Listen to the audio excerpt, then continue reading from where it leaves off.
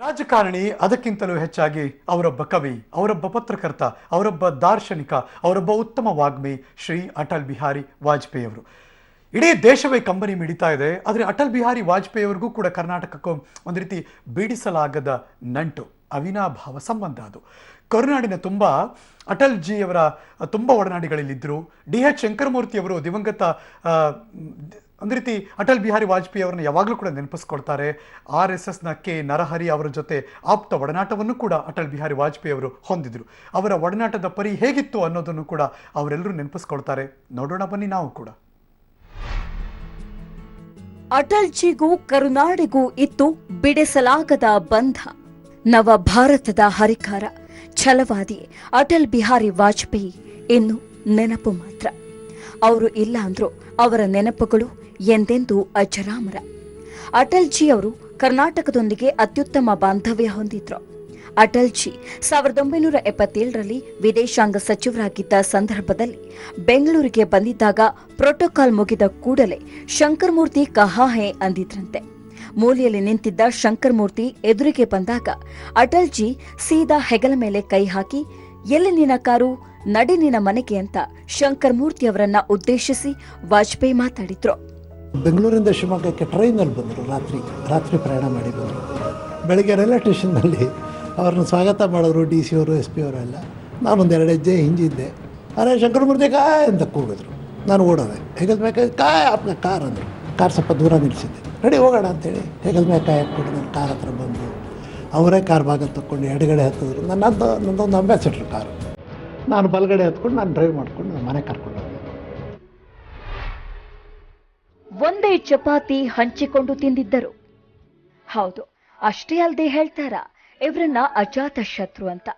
1983 ಚುನಾವಣೆಯ ಸಮಯದಲ್ಲಿ ವಾಜಪೇಯಿ, ಶಂಕರಮೂರ್ತಿ ಒಟ್ಟೊಟ್ಟಿಗೆ ಪ್ರಚಾರ ಮಾಡಿದ್ರು. ಬೆಳಗಾವಿಯಲ್ಲಿ ಪ್ರಚಾರದ ವೇಳೆ ಇಬ್ಬರಿಗೂ ಹೊಟ್ಟೆ ಹಸಿವಾಗಿತ್ತು. ಆದ್ರೆ ಒಂದೇ ಒಂದು ಚಪಾತಿ ಇತ್ತು. ಚಪಾತಿಯ ಒಂದು ತುಂಡು ಸವಿದ ಅಟಲ್ ಜಿ ಕೂಡಲೇ ನಿನ್ನ ಗತಿಯೇನು, ತಿಂದ್ಯಾ ಅಂತ ಶಂಕರಮೂರ್ತಿಯವರನ್ನ ಕೇಳಿದ್ರು.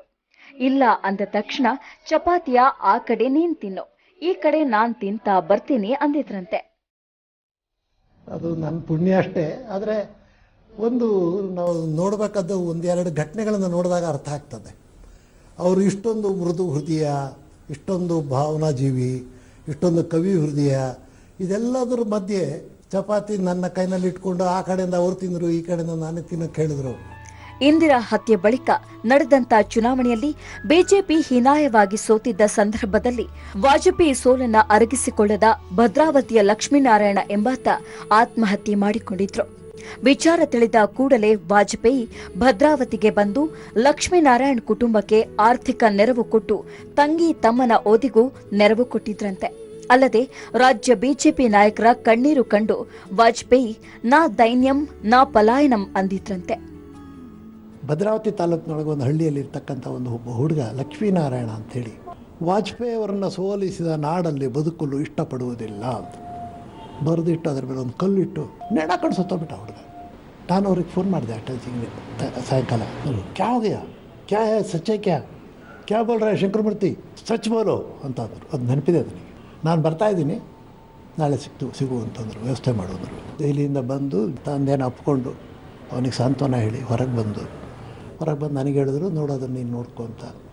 ನನಗೊಂದು 25,000 ರೂಪಾಯಿ ಹಣ ದೆಹಲಿ ವಾಪಸ್ ಹೋದ್ಮೇಲೆ ಕಳಿಸ್ಕೊಟ್ರು.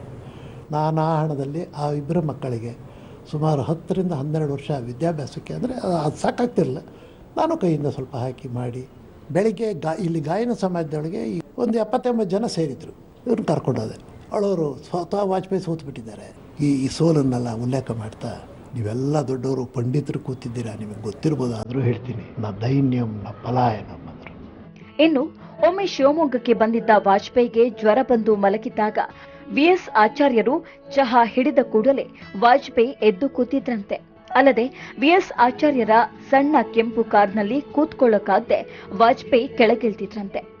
ಇನ್ನು ಅಟಲ್ ಜಿ ಬೆಂಗಳೂರಿಗೆ ಬಂದಾಗ ಆಪ್ತ RSSನ ಕೆ ನರಹರಿ ಅವರ ಮನೆಗೆ ನೇರವಾಗಿ ಹೋಗ್ತಾ ಇದ್ರಂತೆ. ಕೆ ನರಹರಿ ತಾಯಿಯ ಅಡುಗೆ ಕೈರುಚಿಗೆ ವಾಜಪೇಯಿ ಮಾರು ಹೋಗಿದ್ರು. ರೋಟಿ ಮಾಡಿಸಿಕೊಂಡು ತಿಂದು ಬರ್ತಾ ಇದ್ರಂತೆ. ಅತ್ಯಂತ ದೊಡ್ಡ ಇಂಥವರು ನಮ್ಮ ಮನೆಗೆ ಬರ್ತಾ ಇದ್ರು, ನಮ್ಮ ಮನೆಯಲ್ಲಿ ಇಷ್ಟೊಂದು ಆತ್ಮೀಯತೆಯಿಂದ ಎಲ್ಲರ ಜೊತೆನಲ್ಲೂ ಸಹವಾಸದಲ್ಲಿ ಇರ್ತಾ ಇದ್ರು. ಸೀದಾ ಬಂದು ನಮ್ಮ ತಾಯಿಯವ್ರಿಗೆ ನಮಸ್ಕಾರ ಮಾಡ್ಬಿಡೋರು ಎಲ್ಲ ಕೂಡ, ಸಾಷ್ಟಾಂಗ ನಮಸ್ಕಾರ. ಮನೆಯಂತನ ಪೂರ್ತಿ ಯಾವುದೋ ಮನೆ ಒಬ್ಬ 84ನೇ ಇಸ್ವಿನಲ್ಲಿ ನಂದು ವಿಧಾನ ಪರಿಷತ್ತಿಗೆ ನಾನು ಎಲೆಕ್ಷನ್ಗೆ ನಿಂತಿದ್ದೆ. ಆ ಸಮಯದಲ್ಲಿ ನಮ್ಮನೆಗೆ ಉಪಹಾರಕ್ಕೆ ಬೆಳಗ್ಗೆ ನಮ್ಮನೆಗೆ ಬಂದಿದ್ರು ಅವರು. ಆ ಸಮಯದಲ್ಲಿ 1994ರ ಚುನಾವಣೆಯಲ್ಲಿ ಹುಣಸೂರಿನಿಂದ CH ವಿಜಯಶಂಕರ್ ಸ್ಪರ್ಧೆ ಮಾಡಿದ್ರು. ವಿಜಯಶಂಕರ್ಪುರ ಪ್ರಚಾರಕ್ಕೆ ಬಂದಿದ್ದ ವಾಜಪೇಯಿ ಎಷ್ಟು ದಿನ ಶಂಕರ ಮಾತ್ರ ನಮ್ಮೊಂದಿಗಿದ್ದ, ಈಗ ವಿಜಯ ಸೇರಿಕೊಳ್ಳುತ್ತೆ ಅಂದಿದ್ರು. ದೆಹಲಿಯಲ್ಲಿ ಭೇಟಿ ಮಾಡಿದಾಗ ಮಹಾರಾಜರನ್ನ ಸೋಲಿಸಿದ್ದು ನೀವೇನಾ ಅಂತ ಕೇಳಿದ್ರಂತೆ. ಒಟ್ಟಿನಲ್ಲಿ ಅಜಾತ ಶತ್ರು ಮಹಾನ್ ನಾಯಕನನ್ನ ಕಳೆದುಕೊಂಡ ದೇಶವೇ ಕಂಬನಿ ಮಿಡಿತಾ ಇದೆ. Bureau report, public TV.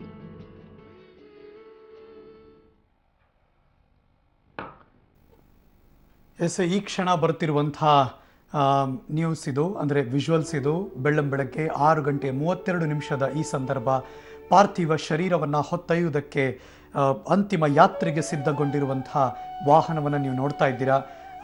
ಅದರದೇ ರೀತಿಯಲ್ಲಿ ಅವರು ಸಿದ್ಧಪಡಿಸಿದ್ದಾರೆ. ಬೆಳಗ್ಗೆ 9 ಗಂಟೆಯ ತನಕ ಕೃಷ್ಣ ಮೆನನ್ ಮಾರ್ಗದಲ್ಲಿ, ಅಂದರೆ ಅವರ ನಿವಾಸದಲ್ಲಿ ಅವರ ಪಾರ್ಥಿವ ಶರೀರ ಇರುತ್ತೆ. ಅದಾದ ನಂತರದಲ್ಲಿ ಇಂಡಿಯಾ ಗೇಟ್ ಮೂಲಕ ದೀನ್ ದಯಾಳ್ ಮಾರ್ಗವನ್ನು ಹಾದು ನೇರವಾಗಿ ದೆಹಲಿಯ BJP ಪಕ್ಷದ ಕಚೇರಿಗೆ ಅವರ ಪಾರ್ಥಿವ ಶರೀರವನ್ನು ತೆಗೆದುಕೊಂಡು ಹೋಗಲಾಗುತ್ತೆ. ಹಾಗಾಗಿನೇ ಈಗಾಗಲೇ ಅಲ್ಲಿರುವಂಥ ಮಿಲಿಟರಿ ಸೇನೆಯವರು ಮತ್ತು ಪೊಲೀಸ್ನವರು ಎಲ್ಲರೂ ಕೂಡ ಈ ವಾಹನವನ್ನು ಸಿದ್ಧಪಡಿಸಿದ್ದಾರೆ.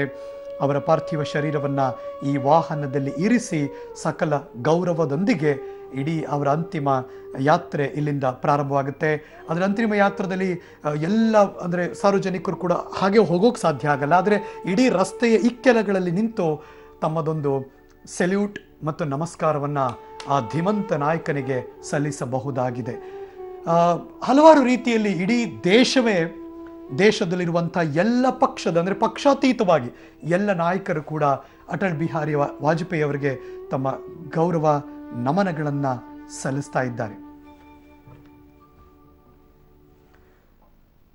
ಮಾನ್ಯ ಶ್ರೀ ದಿವಂಗತ ಅಟಲ್ ಬಿಹಾರಿ ವಾಜಪೇಯಿ ಅವರು ಬಿಜೆಪಿಯನ್ನು ಕಟ್ಟಿ ಬೆಳೆಸಿದ್ದು ಮಾತ್ರ ಅಲ್ಲ, ತಮ್ಮಂತೆ ಬಿಜೆಪಿ ಪಕ್ಷಕ್ಕೆ ನೇತಾರರಾಗುವಂತಹ ಸಮರ್ಥ ಶಿಷ್ಯರನ್ನು ಕೂಡ ತಯಾರು ಮಾಡಿದವರು. ಇವತ್ತು ಮೋದಿ ಭಾರತದ ಯಶಸ್ವಿ ಪ್ರಧಾನಿಯಾಗಿದ್ದಾರೆ ಅಂದರೆ ಅವರ ಹಿಂದಿರುವಂತಹ ಶಕ್ತಿ ಅಂದರೆ ಅದು LK ಅಡ್ವಾಣಿ ಮತ್ತು ಅಟಲ್ ಬಿಹಾರಿ ವಾಜಪೇಯಿ ಅವರು ಮಾತ್ರ. ಈ ಕುರಿತು ಒಂದು ಸ್ಪೆಷಲ್ ಸ್ಟೋರಿ ನಿಮ್ಮ ಮುಂದೆ ಇಡ್ತಾ ಇದ್ದೀವಿ, ನೋಡ್ಕೊಂಬನ್ನಿ. ಮೋದಿ ಯಶಸ್ಸಿನ ಹಿಂದಿನ ನಾಯಕ ವಾಜಪೇಯಿ. ಬಿಜೆಪಿ ಇಂದು ಆಡಳಿತಾರೂಢ ಪಕ್ಷವಾಗಿದೆ. ಸದ್ಯಕ್ಕೆ ಬಿಜೆಪಿ ಎಂದರೆ ಮೋದಿ ಎನ್ನುವಂತಾಗಿದೆ. ಆದರೆ ಕೆಲ ವರ್ಷಗಳ ಹಿಂದೆ ಅಬ್ ಕಿ ಬಾರ್ ಅಟಲ್ ಸರ್ಕಾರ್ ಎಂದೇ ಕರೆಯಲಾಗುತ್ತಿತ್ತು. ಎಂತಹ ಸಂದರ್ಭದಲ್ಲೂ ಎದೆಗುಂದದ ಅಟಲ್ ಅವರ ಧೈರ್ಯ, ಪೋಖ್ರಾನ್ ಅಣುಪರೀಕ್ಷೆಯ ಸಂದರ್ಭದಲ್ಲೇ ಆಗಲಿ, ಕಾರ್ಗಿಲ್ ಯುದ್ಧದ ಸಮಯದಲ್ಲೇ ಆಗಲಿ ಅವರು ತೋರಿದ ದಿಟ್ಟತನ ಅವರೊಳಗಿದ್ದ ಪ್ರಖರ ರಾಜಕಾರಣಿಯ ಪರಿಚಯವನ್ನ ಮಾಡಿಕೊಟ್ಟಿದೆ. ಇಂತಹ ವಾಜಪೇಯಿ ಅವರು ಬಿಜೆಪಿಯನ್ನ ಕಟ್ಟಿ ಬೆಳೆಸಿದ್ದು ಮಾತ್ರವಲ್ಲ, ತಮ್ಮಂತೆ ಬಿಜೆಪಿ ಪಕ್ಷಕ್ಕೆ ನೇತಾರರಾಗುವಂತಹ ಸಮರ್ಥ ಶಿಷ್ಯರನ್ನ ತಯಾರು ಮಾಡಿದರು. ಇವತ್ತು ಮೋದಿ ಭಾರತದ ಯಶಸ್ವಿ ಪ್ರಧಾನಿಯಾಗಿದ್ದಾರೆ ಎಂದರೆ ಅದರ ಹಿಂದಿರುವ ಶಕ್ತಿ ಅಡ್ವಾಣಿ ಮತ್ತು ವಾಜಪೇಯಿ ಮಾತ್ರ.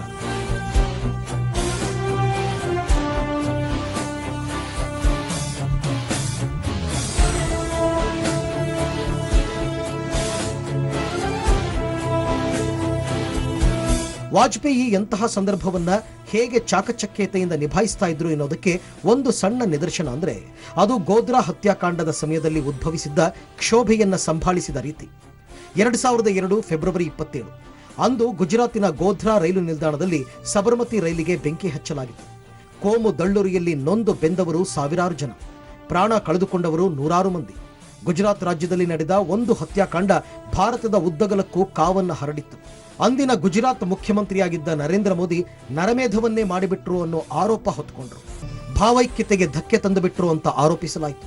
ಇದರಿಂದ ಕೇಂದ್ರದಲ್ಲಿ ಅಧಿಕಾರದಲ್ಲಿದ್ದ ವಾಜಪೇಯಿ ಸರ್ಕಾರ ಭಾರೀ ಮುಖಭಂಗವನ್ನು ಅನುಭವಿಸಬೇಕಾಗಿ ಬಂತು. ಕೇಂದ್ರ ಹಾಗೂ ರಾಜ್ಯ ಸರ್ಕಾರದ ವಿರುದ್ಧ ಪರ ವಿರೋಧ ಚರ್ಚೆಗಳು ಹಲವು ದಿನಗಳ ಮಟ್ಟಿಗೆ ಭಾರೀ ಸಂಚಲನವನ್ನೇ ಉಂಟು ಮಾಡಿದ್ವು. ಅಯೋಧ್ಯೆಯಲ್ಲಿ ರಾಮ ಮಂದಿರ ನಿರ್ಮಾಣವಾಗಬೇಕೋ ಬೇಡವೋ ಎನ್ನುವ ಜಿಜ್ಞಾಸೆ ತೀವ್ರವಾಗಿದ್ದ ಸಮಯದಲ್ಲಿಯೇ ಈ ಘಟನೆ ನಡೆದದ್ದು ಆತಂಕಕ್ಕೂ ಕಾರಣವಾಗಿತ್ತು. ನರೇಂದ್ರ ಮೋದಿ ಸರ್ಕಾರವನ್ನ ಕಿತ್ತೊಗೆಯಬೇಕು ಎನ್ನುವ ಒತ್ತಡ ಹೆಚ್ಚಾಗುತ್ತೆ. ಆಗ ವಾಜಪೇಯಿ ಹೇಳಿದ್ದು ಒಂದೇ ಮಾತು,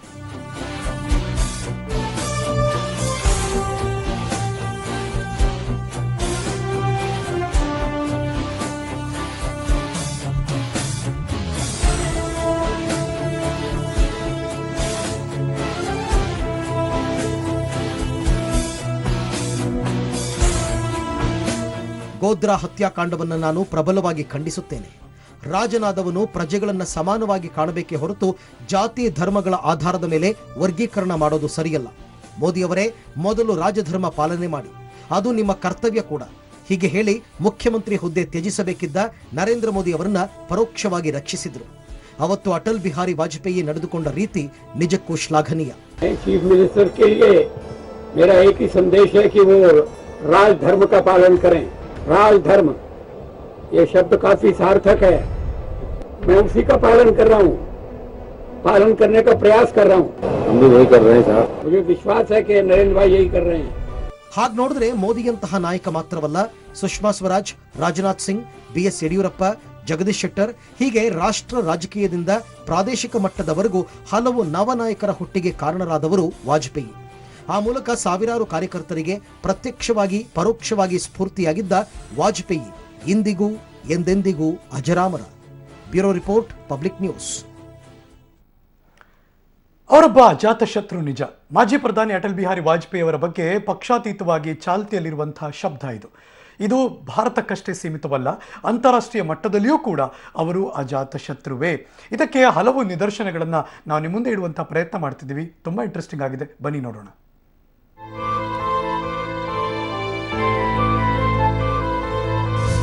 ಯುದ್ಧದ ನಡುವೆಯೂ ಸ್ನೇಹ ಸೇತು ಬೆಸೆದಿದ್ದ ಅಜಾತಶತ್ರು. ಎಸ್, ಭಾರತ ರತ್ನ ವಾಜಪೇಯಿ ದೇಶದ ಗಡಿಯಾಚೆಗೂ ಸ್ನೇಹ ಹಸ್ತ ಚಾಚಿದ್ರು. ಭಾರತದ ಬದ್ಧವೈರಿ ಎಂದೇ ಗುರುತಿಸಿಕೊಂಡಿರುವ ಪಾಕಿಸ್ತಾನದ ಜೊತೆಗೂ ಬಾಂಧವ್ಯ ವೃದ್ಧಿಗೆ ಸಿಕ್ಕ ಸಣ್ಣ ಅವಕಾಶವನ್ನು ವಾಜಪೇಯಿ ನಿರ್ಲಕ್ಷಿಸುತ್ತಿರಲಿಲ್ಲ. ತಮ್ಮ ನೇತೃತ್ವದಲ್ಲಿ ಆರಂಭಿಸಲಾಗಿದ್ದ ದೆಹಲಿ ಲಾಹೋರ್ ಬಸ್ ಸಂಪರ್ಕವನ್ನ ಕಾರ್ಗಿಲ್ ಕದನ ನಡೆದಾಗಲೂ ಕಡಿದುಕೊಳ್ಳಲು ಅವರು ಮುಂದಾಗಿರಲಿಲ್ಲ. ಹೇಗಾದರೂ ಸರಿ, ನೆರೆ ರಾಷ್ಟ್ರದ ಜೊತೆ ಸ್ನೇಹದಿಂದ ಇರಬೇಕು ಎಂಬುದೇ ಅವರ ಆಶಯವಾಗಿತ್ತು. ಬಸ್ನಲ್ಲಿ ಲಾಹೋರ್ಗೆ ತೆರಳಿದ್ದ ಶಾಂತಿದೂತ. ವಾಜಪೇಯಿ ಅವರು 2ನೇ ಬಾರಿ ಪ್ರಧಾನಿಯಾಗಿದ್ದ ಸಂದರ್ಭ. ಭಾರತ ಪಾಕಿಸ್ತಾನ ನಡುವಣ ಸಂಬಂಧ ಹದಗೆಡುತ್ತಾ ಸಾಗಿದ್ದ ಸಮಯವದು.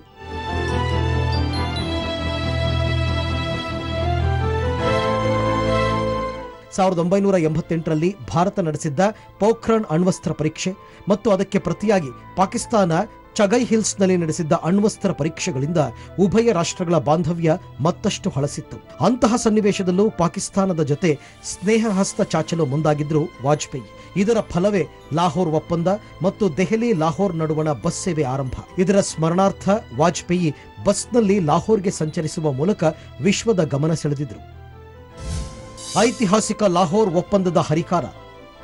ಆಕಸ್ಮಿಕ ಮತ್ತು ಅನಧಿಕೃತವಾಗಿ ಅಣ್ವಸ್ತ್ರ ಬಳಕೆ ತಡೆಗೆ ಎರಡೂ ರಾಷ್ಟ್ರಗಳು ಮಾಡಿಕೊಂಡ ಮಹತ್ವದ ಒಪ್ಪಂದ ಇದು. ಇದಕ್ಕೆ ಅಂತಾರಾಷ್ಟ್ರೀಯ ಸಮುದಾಯದಿಂದ ಶ್ಲಾಘನೆ ವ್ಯಕ್ತವಾಯಿತು. ರಾಜಕೀಯವಾಗಿ ತಾನೊಬ್ಬ ಗಟ್ಟಿ ನಿಲುವಿನ ವ್ಯಕ್ತಿ ಎಂಬುದನ್ನು ಈ ಒಪ್ಪಂದದ ಮೂಲಕ ವಾಜಪೇಯಿ ತೋರಿಸಿಕೊಟ್ರು.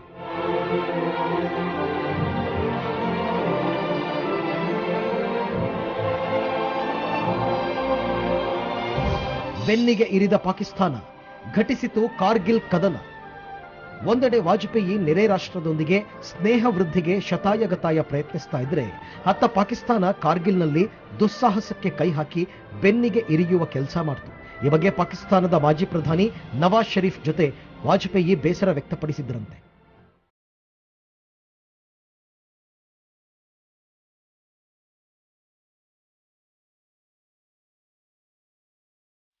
ಪಾಕಿಸ್ತಾನದ ಜೊತೆ ಬಾಂಧವ್ಯದ ಬೆಸುಗೆ ಗಟ್ಟಿಗೊಳಿಸಬೇಕು ಎಂಬ ವಾಜಪೇಯಿ ಅವರ ಪ್ರಬಲ ಇಚ್ಛಾಶಕ್ತಿಯ ಕೊನೆಯ ಪ್ರಯತ್ನದ ಫಲವೇ ಆಗ್ರಾ ಶೃಂಗಸಭೆ. 2001ರ ಜುಲೈ 14ರಿಂದ 16ರವರೆಗೆ ನಡೆದ ಶೃಂಗಸಭೆಯಲ್ಲಿ ವಾಜಪೇಯಿ ಮತ್ತು ಪಾಕಿಸ್ತಾನದ ಅಂದಿನ ಅಧ್ಯಕ್ಷ ಮುಷರಫ್ ಮಾತುಕತೆ ನಡೆಸಿದರು. ಉಭಯ ರಾಷ್ಟ್ರಗಳ ನಡುವೆ ದೀರ್ಘಕಾಲದಿಂದ ಇರುವ ವೈಮನಸ್ಸನ್ನ, ಸಮಸ್ಯೆಗಳನ್ನ ಪರಿಹರಿಸುವ ನಿಟ್ಟಿನಲ್ಲಿ ಈ ಶೃಂಗಸಭೆ ಆಯೋಜನೆಯಾಗಿತ್ತು. ಹೀಗೆ ವಾಜಪೇಯಿ ಚಾಚಿದ ಸ್ನೇಹ ಹಸ್ತ ಅವರನ್ನ ಅಜಾತ ಶತ್ರು ಸ್ಥಾನಕ್ಕೆ ನಿಲ್ಲಿಸಿತು. ಆದ್ರೀಗ ಈ ಅಜಾತ ಶತ್ರು ಅಸ್ತಂಗತರಾಗಿದ್ದಾರೆ, ಎಲ್ಲರ ಮನದಲ್ಲೂ ಅಜರಾಮರವಾಗಿ ಉಳಿದಿದ್ದಾರೆ. Bureau report, public TV.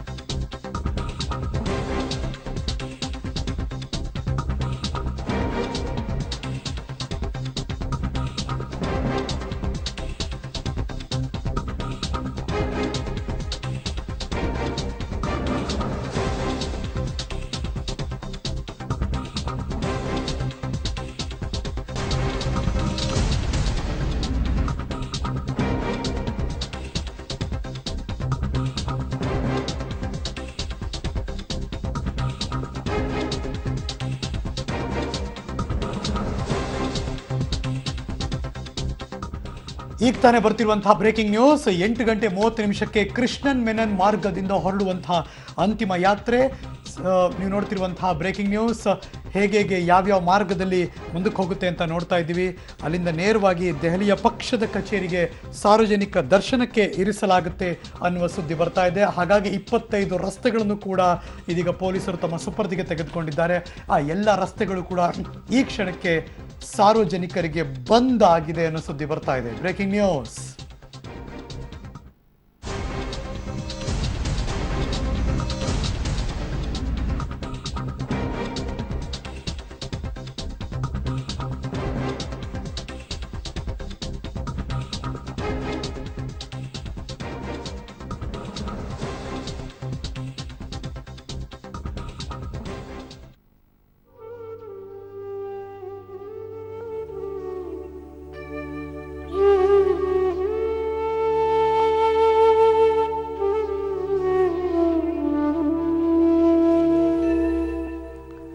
ನೀವು ನೋಡ್ತಿರುವಂತಹ ಈ ಕ್ಷಣದ ದೃಶ್ಯಾವಳಿಗಳು ಅಂತಿಮ ಯಾತ್ರೆಗೆ ಎಲ್ಲವೂ ಕೂಡ ಸಿದ್ಧಗೊಂಡಿದೆ.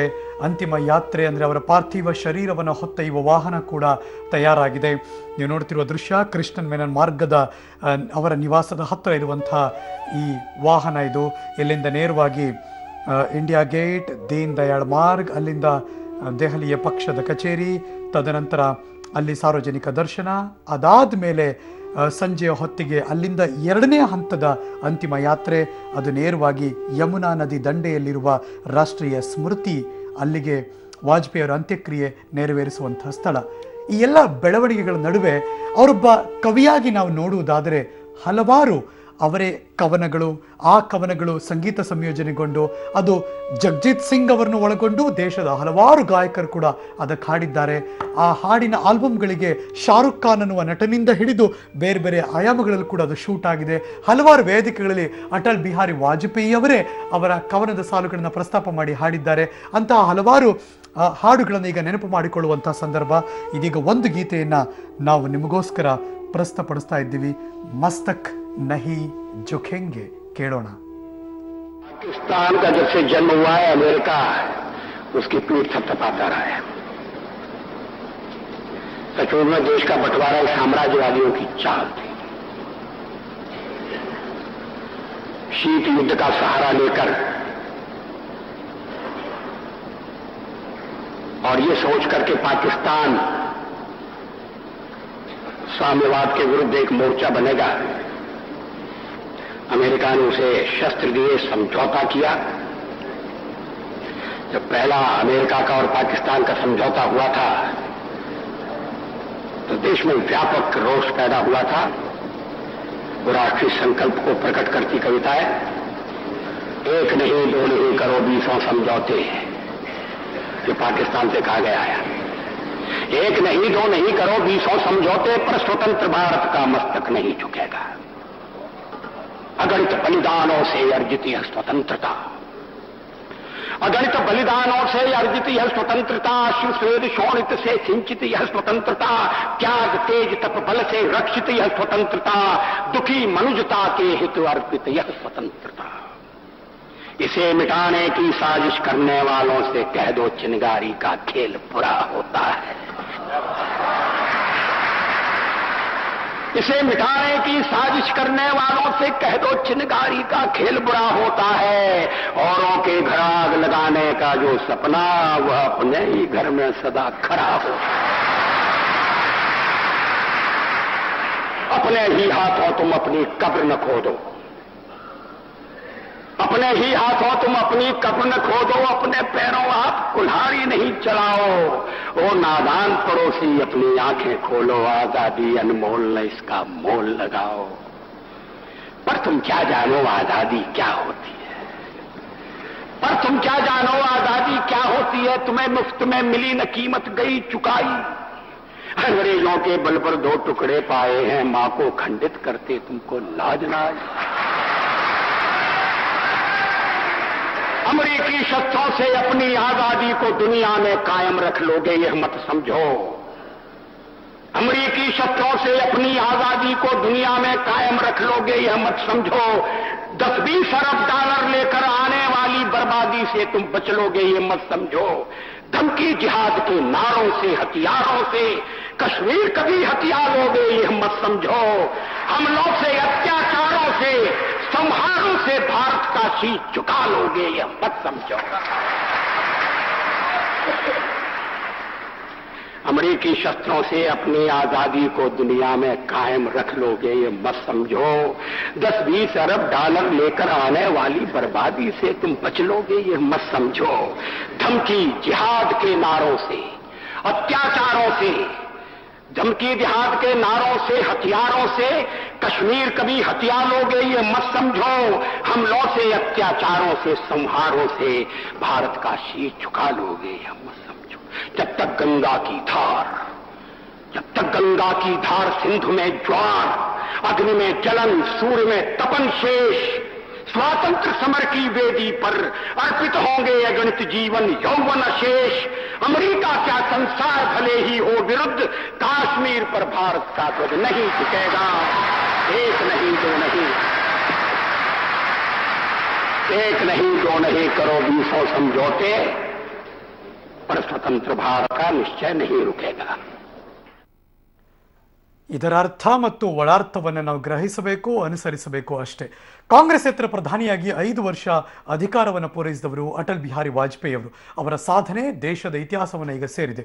ಪೋಖ್ರಾನ್ನಲ್ಲಿ ಅಣ್ವಸ್ತ್ರ ಪರೀಕ್ಷೆ, ಕಾರ್ಗಿಲ್ ಯುದ್ಧದ ಜೊತೆಗೆ ಕಟ್ಟರ್ ಹಿಂದುತ್ವದ ಪ್ರತಿಪಾದಕರಾಗಿದ್ದರೂ ಕೂಡ ಪಾಕ್ ಜೊತೆ ಸ್ನೇಹ ಸಾಧಿಸುವ ಮೂಲಕ ಅಜಾತ ಶತ್ರು ಅನ್ನೋದನ್ನ ಸಾಬೀತುಪಡಿಸಿದವರು. ಇಷ್ಟಕ್ಕೂ ಅವರ ಅಧಿಕಾರ ಅವಧಿಯಲ್ಲಿ ಆದಂಥ ಸಾಧನೆ ಏನು, ಬನ್ನಿ ನೋಡೋಣ. 25 ಪಕ್ಷಗಳ ಜೊತೆ ಸರ್ಕಾರ 1996ರಿಂದ 2004ರವರೆಗೆ 3 ಬಾರಿ ದೇಶದ ಪ್ರಧಾನಿಯಾಗಿ ವಾಜಪೇಯಿ ಸೇವೆ ಸಲ್ಲಿಸಿದ್ದಾರೆ. 1996ರಲ್ಲಿ ಮೊದಲ ಬಾರಿಗೆ ಪ್ರಧಾನಿಯಾಗಿದ್ದ ವಾಜಪೇಯಿ ಬಹುಮತದ ಕೊರತೆಯಿಂದಾಗಿ ಕೇವಲ 13 ದಿನಗಳಲ್ಲೇ ಅಧಿಕಾರದಿಂದ ನಿರ್ಗಮಿಸುವಂತಾಗಿತ್ತು. 1996, 1998ರಲ್ಲಿ 2 ಸಮ್ಮಿಶ್ರ ಸರ್ಕಾರಗಳು ಪತನಗೊಂಡ ಬಳಿಕ ಎರಡನೇ ಬಾರಿಗೆ ಅಧಿಕಾರಕ್ಕೇರಿದ ವಾಜಪೇಯಿ 25 ಸಣ್ಣ ಪುಟ್ಟ ಪಕ್ಷಗಳೊಂದಿಗೆ ಅಧಿಕಾರದ ಗದ್ದುಗೆ ಏರಿದ್ರು. ಮೊಟ್ಟ ಮೊದಲ ಬಾರಿಗೆ ಸಮ್ಮಿಶ್ರ ಸರ್ಕಾರ ರಚಿಸಿದ್ರು. ಎಲ್ಲಾ ಪಕ್ಷಗಳನ್ನ ವಿಶ್ವಾಸಕ್ಕೆ ತೆಗೆದುಕೊಂಡ್ರು. ಅಣ್ಣಾ ಡಿಎಂಕೆ ಬೆಂಬಲ ವಾಪಸ್ ಪಡೆದಿದ್ರಿಂದ ಒಂದೇ ಒಂದು ಮತದಿಂದ ಸರ್ಕಾರ ಮತ್ತೆ ಕುಸಿತ ಕಾಣ್ತು.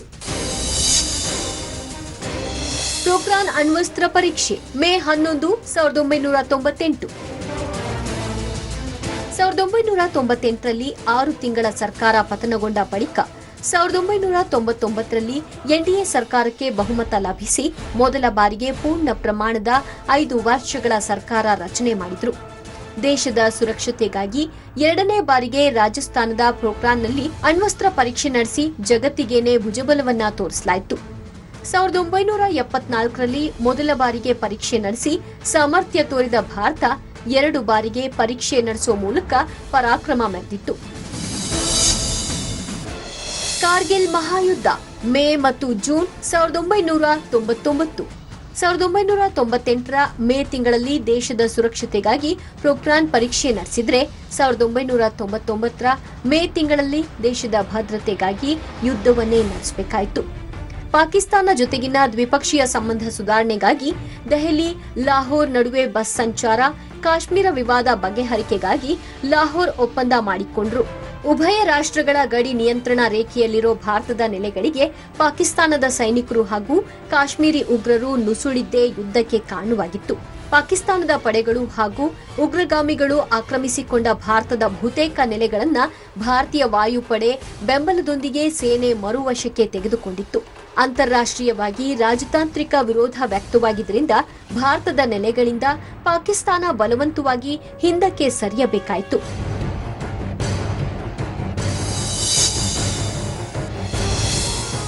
ರಾಷ್ಟ್ರೀಯ ಹೆದ್ದಾರಿ ಅಭಿವೃದ್ಧಿ ಯೋಜನೆ,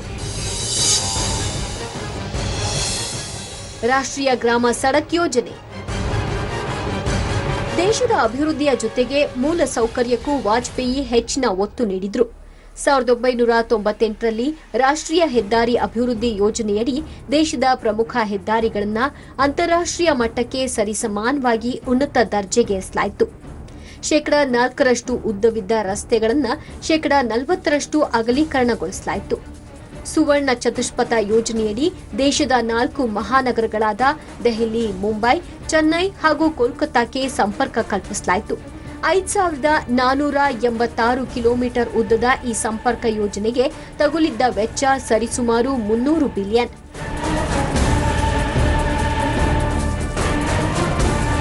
ಇನ್ನು ರಸ್ತೆ ಸಂಪರ್ಕವೇ ಕಾಣದ ಕುಗ್ರಾಮಗಳು, ಗುಡ್ಡಗಾಡು ಪ್ರದೇಶದ ಗ್ರಾಮಗಳನ್ನ ಗ್ರಾಮ ಸಡಕ್ ಯೋಜನೆಯಡಿ ಅಭಿವೃದ್ಧಿಪಡಿಸಲಾಯಿತು. ಅಸ್ಸಾಂ, ಮಣಿಪುರದ ಕುಗ್ರಾಮಗಳ ಜೀವನ ಶೈಲಿಯೇ ಬದಲಾಗಿ ಹೋಯಿತು.